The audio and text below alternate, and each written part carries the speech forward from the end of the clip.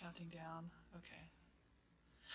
All right. Today is February 14th, 2020. My name is Angela Schmidt. I'm the film archivist here at the University of Alaska Fairbanks, and I'm with Rachel Cohen. Hi, I'm the archivist here at the University of Alaska Fairbanks. We're with the Alaska and Polar Regions Collections and Archives, and we're here to give you a tour of our facilities. We're recording this early because in some of our testing of the live stream, we were having problems with the Wi-Fi connectivity in our building. We basically are housed in a concrete bunker. So this is about the only way that we could think of to record this so that you could actually see some of the background of what we do. Exactly. Okay. So tell me about the collections here at UAF. So the primary special collection at UAF is the Alaska and Polar Regions Collections and Archives, lovingly known as APRCA. We are one of the state's largest collections of Alaska and polar-related materials. Our primary area of collection is, of course, Alaska. We also function as the University Archives, which means we're also collecting records that relate to the University of Alaska and both the statewide university system and our individual campus, which was founded in 1917 as a federal institution, which was the Alaska College of Mines, long before statehood. So that's sort of how we started. The archive itself was founded in 1965 by Paul McCarthy, who was really interested in figuring out how to preserve Alaska's history.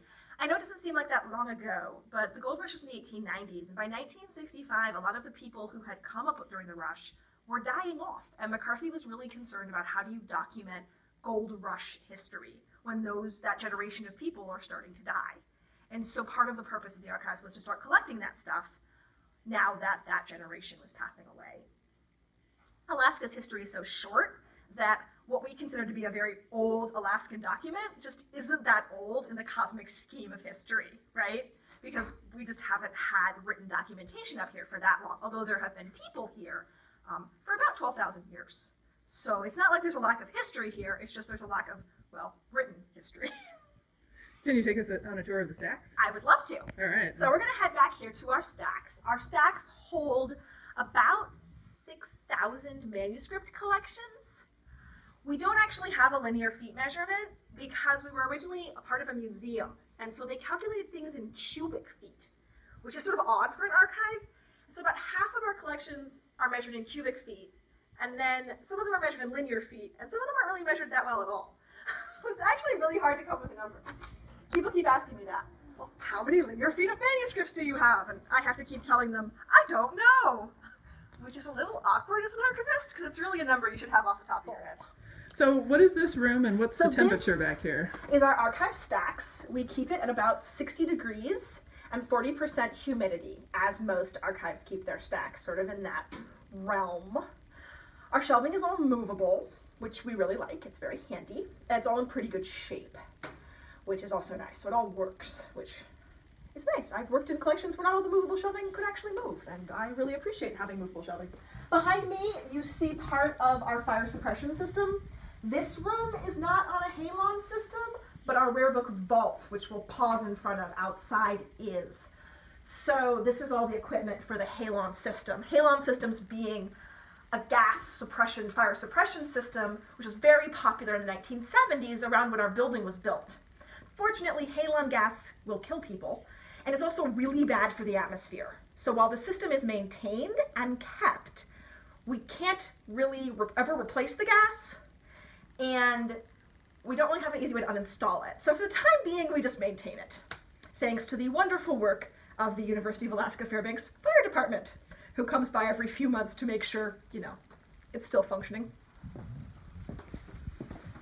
We're just gonna head down here. This is sort of the non-fancy stuff we have. These are all of our donor files. So of course, like a lot of collections, we keep a file on every donor and every collection that's come in. That contains our certificates of gift, all that kind of stuff. Someday, I fantasize about digitizing all of these. Someday. Someday. You got it, Angie. Definitely someday kind of category.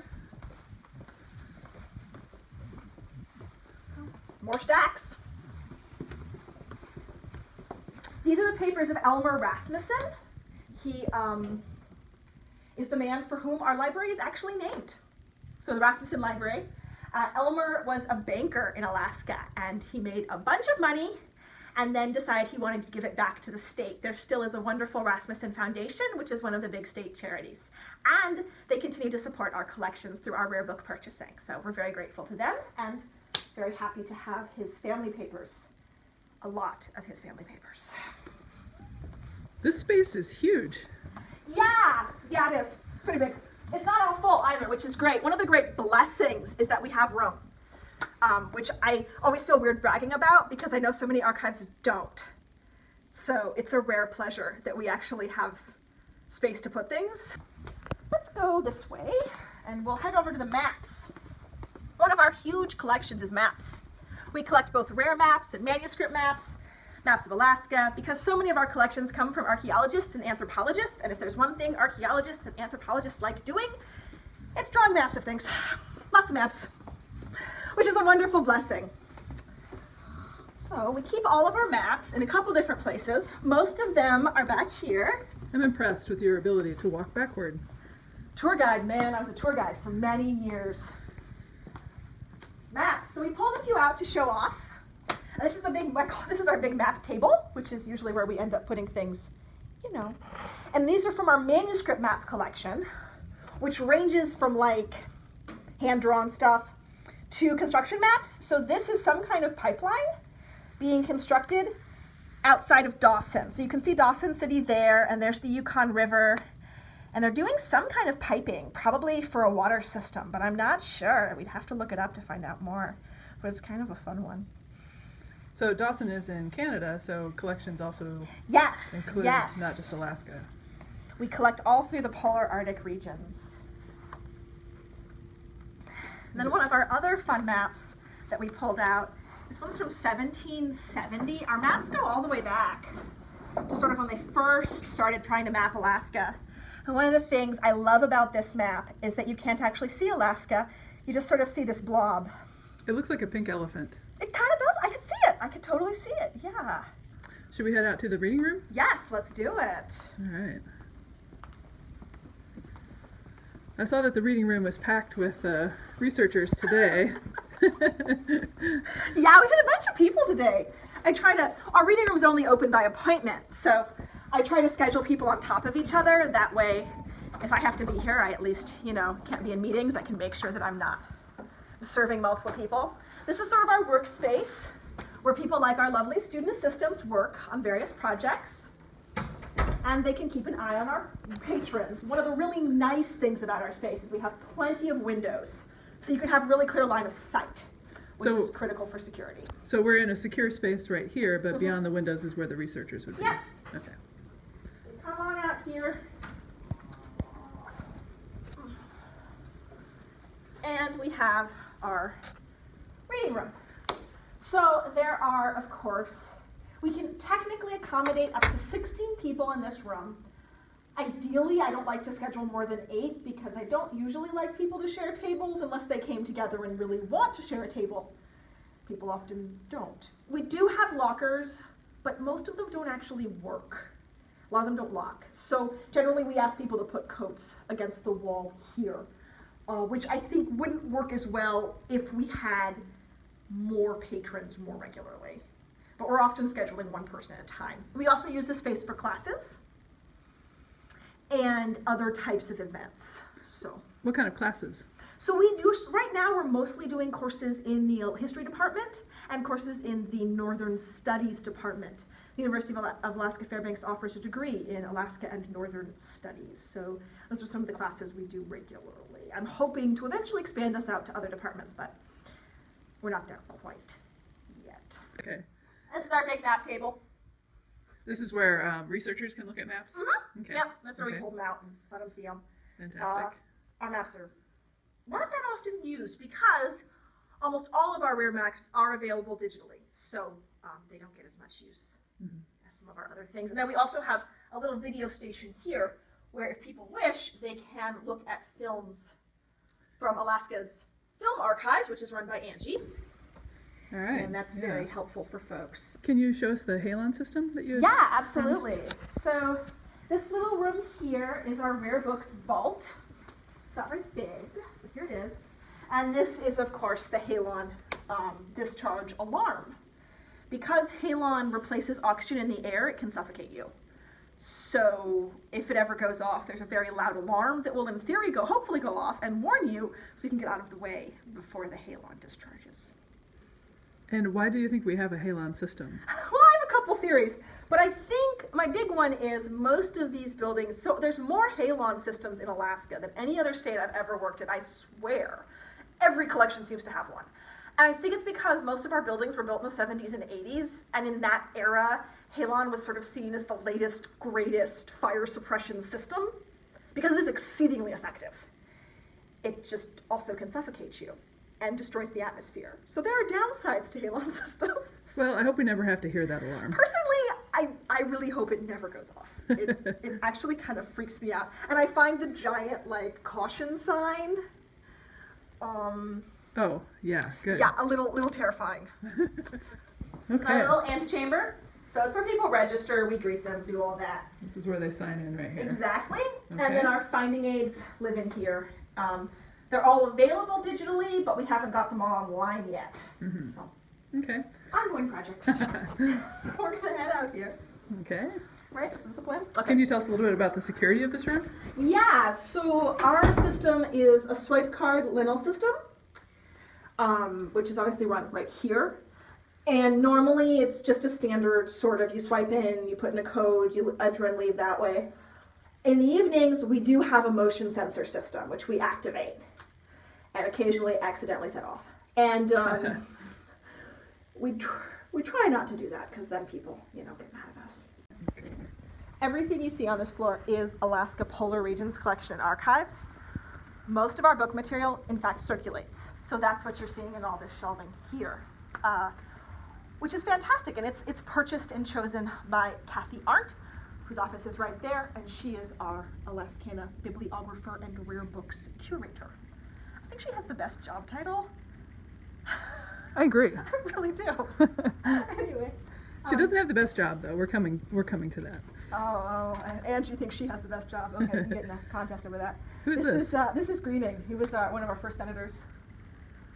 We have a lot of busts of various Alaskan politicians scattered around. Occasionally, I feel like they all need hats or T-shirts, or they need to somehow participate in our activities around here. But They're here to keep an eye on us. exactly. They keep us company. So these are all books about Alaska? Alaska, Polar, and Arctic. We're the only library in Alaska that I'm aware of that actively collects in Russian and other sort of foreign languages about Arctic topics. Mm-hmm. So we don't collect about anything, we just collect things that relate to the polar areas. Lots of snow and ice, what we do. Okay, so back here in this little corner of the world, do you want me to take over camera duties? Sure thing, yeah. No one ever makes it back here. This is kind of the lost corner of the library, but it is my secret lair. Yes, this is Angie's domain. So let us swipe and come on into the chamber. This is one of the spaces where Wi-Fi definitely doesn't work, so this is why we're pre-filming. We would not have been able to show you all of this. Any of this, yeah. If we had done this as a live tour. Is this the refrigerator vault or the freezer vault? We don't have a freezer vault, so this is our coldest refrigerator vault, though. It's 40 degrees Fahrenheit and 30% relative humidity, as you were just looking over here at the readouts. So it's actually 39.9 Fahrenheit right now and 26% relative humidity. This chamber was built in 2003 as part of the library renovation. We're very thankful to the Rasmussen Foundation for some of the funds that they gave us to build this vault. It contains about 5,000 films, historical films about Alaska. We collect all moving images that pertain to the history of Alaska. We have a lot of home movies, we have a lot of industrial movies, a lot of movies that were filmed by missionaries who came to Alaska for a short period of time, or teachers who were here. Yeah, so come on in. been working on a project to consolidate our films so that they're very efficiently stored on shelving in here. Because unlike in archives, our audio-visual materials are kind of bursting at the seams, and we really are trying to squeeze them in here as best we can. Angie is jealous of my space. I am very jealous of your space, yeah. We're actually applying for some grants right now to expand our vault storage. And we'd like to get a freezer so that we would have a space to put some of our most rapidly decaying films. So this is what films look like when they come to us. They come to us in boxes, and you know, they go up on a shelf like this and get sort of a temporary record until we have a chance to process them. At that point in time, they go into an archival canister, and they get barcodes, and they get the number written on the label there, and they get put onto cores and flat packs, and that's how they are stored. And then this goes right up on the shelf like that. It's good to go, and we can pull it if need be for digitization.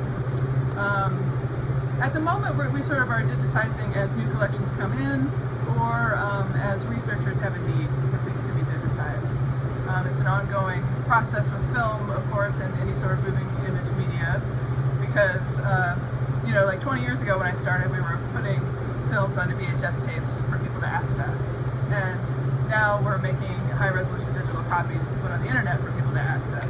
So, you know, it's just a continuous evolution of how you make these items accessible. Well, can we go somewhere warmer now? Okay. I see your nose is getting red. I'm so cold. I spent so much time I'm here. so I don't cold. even think about it anymore. But we certainly can. This is a vault, another vault that's up on the 5th floor of our library. We have two vaults. We have the film vault, which I've already showed you on the 2nd floor of the library, and then this is our magnetic media vault. This is on the 5th floor of the library. This space is about 900 square feet, and it is maintained at 50 degrees Fahrenheit and 30% relative humidity. So on these shelves behind me, you can see some open reel audio tapes and some audio cassette tapes. These all belong to the oral history unit of our archives.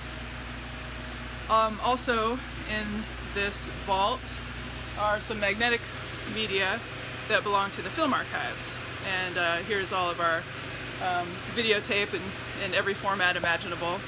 As you can see, we're really bursting at the seams in this space. We're way overcrowded. We've got all the shelves are full, and we've got quite a bit of material on carts down at the end of the aisle there.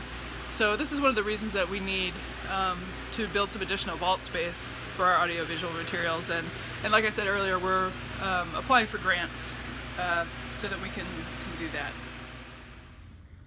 Okay, so where are we at now? All right, so we're still on the 2nd floor, and we're back near the archives reading room.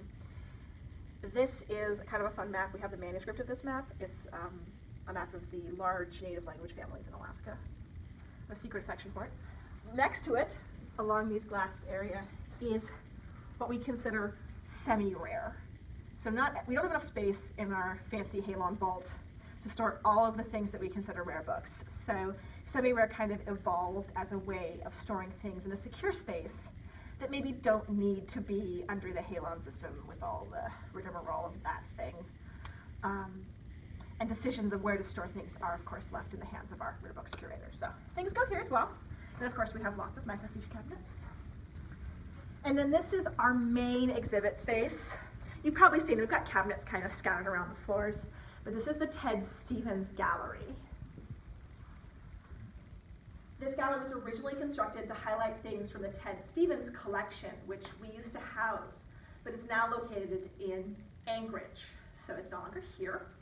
Who's Ted Stevens? Ted Stevens was one of our long-term senators. Right, of course, people outside Alaska would probably not necessarily know his name. Everybody up here, he's a familiar figure. The biggest challenge with this space is that these cabinets were designed to store specific types of material, and they're not quite tall enough to accommodate, say, some of Angie's historic cameras or some of our historic audio equipment. They can't quite get the height. They're also exceedingly heavy, and the lighting doesn't really reposition very well. So we're sort of trapped into this layout, which is a little frustrating when you're trying to come up with like interesting exhibits to do, because we have such restrictions on what we can actually put in the cases. because anything too tall just doesn't fit. And can you tell us a little bit about what's happening here? Yeah, so one of the things we have is a wonderful photo lab. Marge Thompson, who runs our photo lab, was going to participate in our tour when we thought it would be live, but unfortunately she's out on a lovely vacation right now and is not here. So we can't actually go into the photo lab. But one of the cool things our photo lab does is they make prints and sell them to help offset their costs, as well as a way of getting our material out into the wider public. So even to this day, I occasionally, as the archivist, will get calls from people who will be like, I found this photo from your collection, was it stolen? Because they think one of the prints in the thrift store was actually a little illicit. But it's a really great, neat thing that we get to do, and I think it's one of the more unusual things that we do.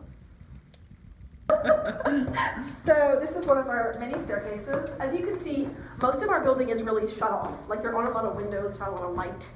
I think it's one of our challenges.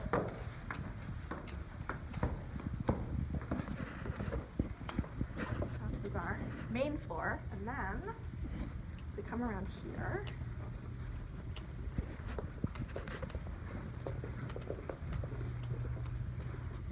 Wow, the sun's still up. So it's 4 o'clock and the sun is still up, which I'm very excited about.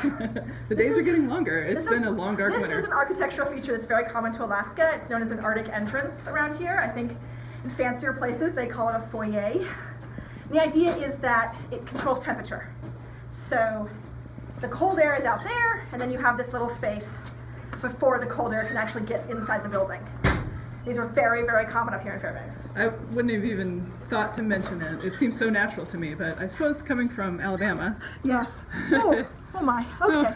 How are you doing there? I'm all right. I'm all right. So why don't we step down here and you can see. Okay. Yeah. Don't slip on the ice. Yeah, I'm not gonna come myself.